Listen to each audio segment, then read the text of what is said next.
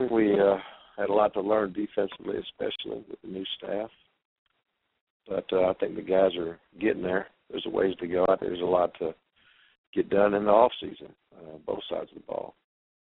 And our players are taking final exams now, and then we'll prepare for having a great off season, a great summer before camp starts. So that's kind of where we're at. All right, thanks, Coach. The first question comes from Josh Kendall from the State. Hey, Josh. Do you have any strong opinion on the proposed NCAA change that will give the Big Five more autonomy and more ability to do their own thing? Specifically, do you worry about unintended consequences and that you may be opening a bit of a Pandora's box? Well, I haven't thought much about what bad things could happen, quite frankly. Sometimes I'll hear of a rule or I'll hear of something. It looks like it's coming towards college football, and I worry about that. This one in particular, I guess I just was thinking about all the great things that could happen from it, and I hadn't really thought about some of the things that are unattended, that consequence. But I really hadn't thought of any. You guys might have stirred it up a little bit and have some points I hadn't thought of, but right now, I'm thinking it might be a really good idea. What are the things that you like most about it? What are the best parts of it from your perspective? Well, I think there's things that make sense for us.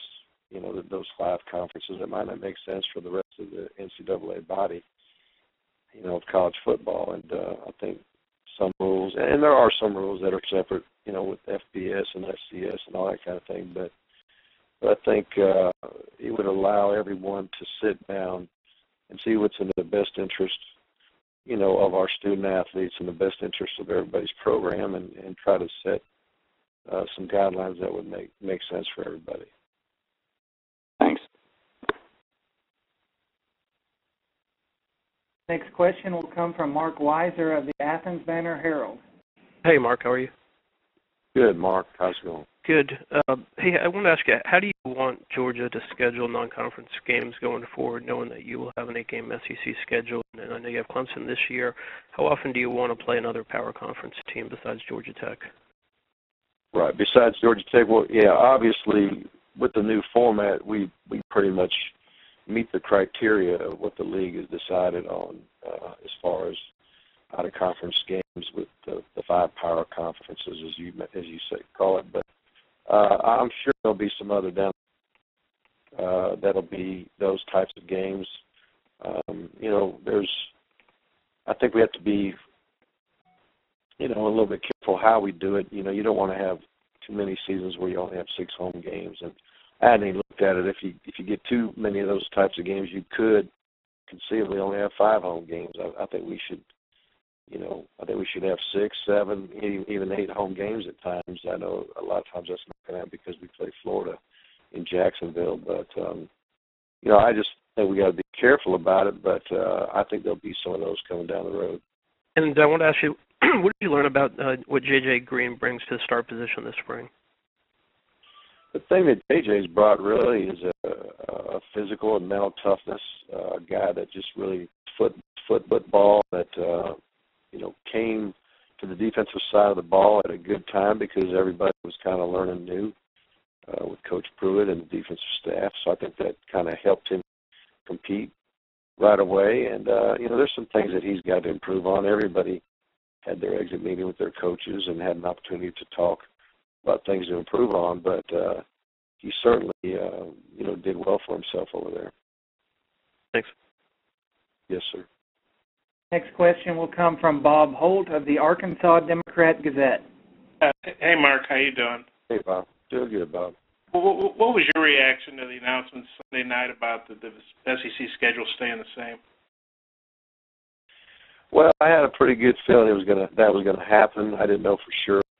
I'm very comfortable with it. I think the game with Auburn is important to our people. I think it's important, to to the South as far as rivalries go. You know, I think that's a big part of college football, and so I'm fine with that. You know, knowing that we already had a power conference game outside of the league, it really wasn't going to change much of what we do. And I guess when things don't change, sometimes people have a comfort level with that. But I think everybody's going to have a strong enough schedule. I think everybody's going to play, you know, enough tough opponents to not hurt anybody's chance of playing in the Final Four. And so I thought it was good.